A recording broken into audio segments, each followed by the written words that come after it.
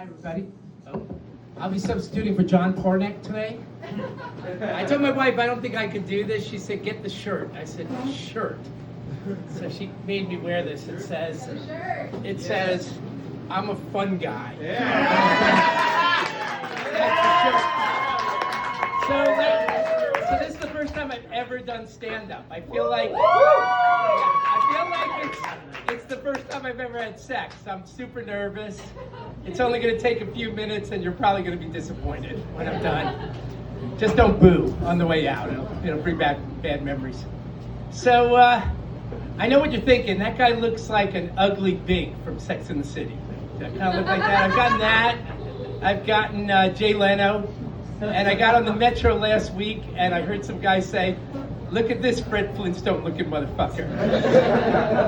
It's good to be a lookalike.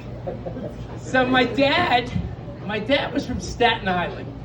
And I don't have a really strong opinion about every random subject. It's something you've never heard anybody from Staten Island say before.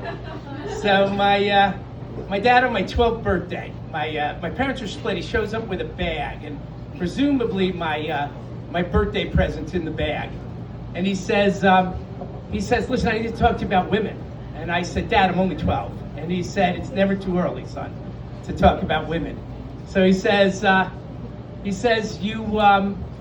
are three type of men that women love. They can't resist. Three type of men. There are really good-looking men, there are really rich men, and there are really funny men. And that's why I bought you the Polish American joke book for your birthday. So that's how I knew I had to be funny. Same dad, 10 years later, says to me, son, I want to tell you some advice on women again. He says, there's a woman will fake an orgasm for the sake of a good relationship. And son, therefore you can fake a relationship for the sake of a good relationship. So am I the oldest guy here? Is anybody 60 or older? Is anybody 60 or older?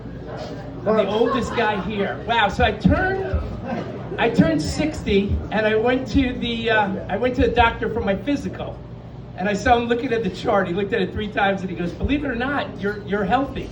And I said, "Great." He said, "Do you have any questions for me?" And I said, "Doctor, I'm a little embarrassed, but I'm 60. That's my wife. It's okay to tell this joke, right? I said, I'm slowing down in the bedroom a little bit, if you know what I mean. So he says, you need a prescription to Viagra? And I said, yeah, that would be good.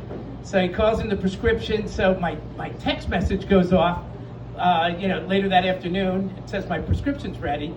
I drive 80 miles an hour to go pick up my Viagra, and I realized I didn't even ask how much it was. Like if they had said $4,000, I would have ripped out my credit card. And he says, and it's $30 for 30 tablets. I'm like, shit, I should have done this years ago. So about a month later, the phone rings, and it's the pharmacy, and they say, we have your refill, Mr. Mercer. And I said, my refill for what? And they said Viagra. I said, I still got 28 pills left. Why call me with a refill? So anyway,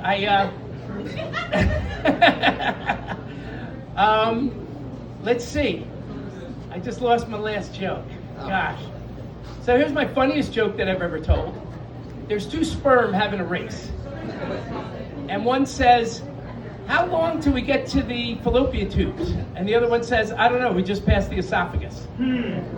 That's my time. Thanks. Have a good night. All right, good again for Roar Mercer.